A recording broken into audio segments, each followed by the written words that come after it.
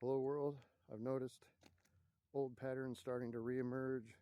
I can't imagine what it's like to be in Europe right now.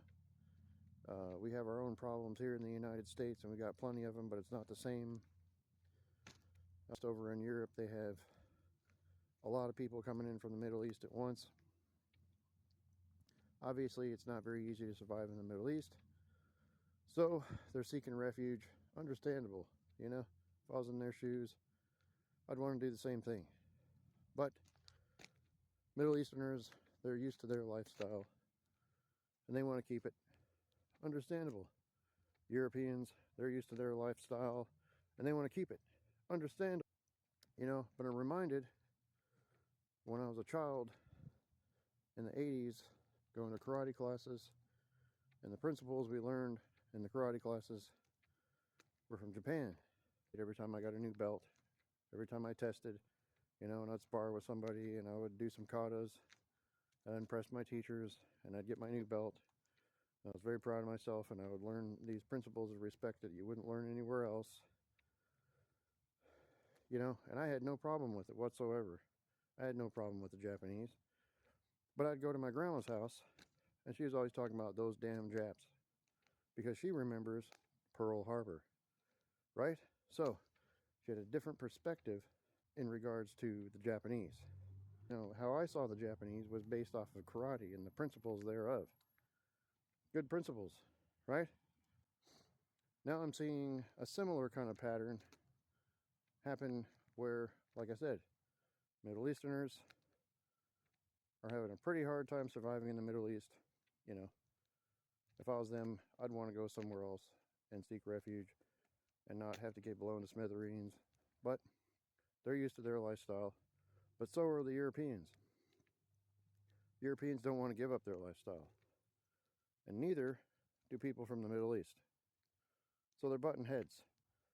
I remember also working with people that were Muslim, and I remember them being very respectful. And I'm not Muslim, but I have my perspective in regards to Muslims based off of the fact that I used to work with them, and they were very respectful. They made me want to be more respectful because they were so respectful. But I'm seeing what's going on in Europe, and it's like, well, now that I'm a citizen, I'm going to do it my way. Everybody's just going to have to go along with my religion. And we're just going to do it our way, and you're just going to go along with it, and the Europeans are like, no, we're not. But it looks like some compromise is in order, because I'm trying to imagine over here in the United States, if we had, thousands and thousands of people coming from the Middle East, and they were marching up and down the street saying, this is Islam now, would be like, no, it's not. You can do your thing and you can have your culture, but this is America, and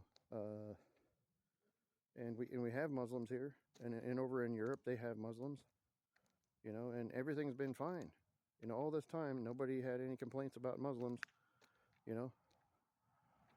but they were, kind of adjusting more, kind of, I don't know, maybe naturally, maybe not all at once. Maybe there wasn't floods of people all at once, and you know how it is when you and your friends get and you share your ideas, and maybe you share a lot of the same ideas, and while you're in that conversation and you let your egos get the best of you, it makes perfect sense. Let's make the world like us. Yeah, man. Yeah, let's do that. Yeah, okay. Yeah. But then you get out into the regular, you get out into the world with everybody else again, and you're like, oh, wait a minute. They're human too. I'm human, they're human. They grew up differently than I did. Yeah, maybe I shouldn't force my values on them. Maybe that doesn't make sense. When I was having the conversation with my buddy at the bar, and we were letting our egos get the best of us, it seemed like a good idea. But now that I'm back in reality, maybe it's not such a good idea. Maybe I should just let them have their lifestyle and we should have ours. And maybe it's easy for me to say because I'm over here in the United States. We got plenty of problems, but we're not having the same problem.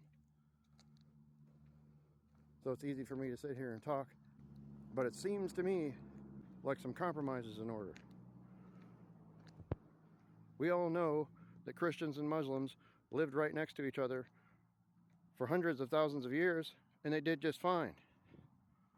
So maybe we should follow their lead. Maybe the Muslims can stay the Muslims and the Christians can stay Christians, and everything can be just fine. Nobody has to force anybody's values down anybody's throat. What do you think about that? What do you think about compromise?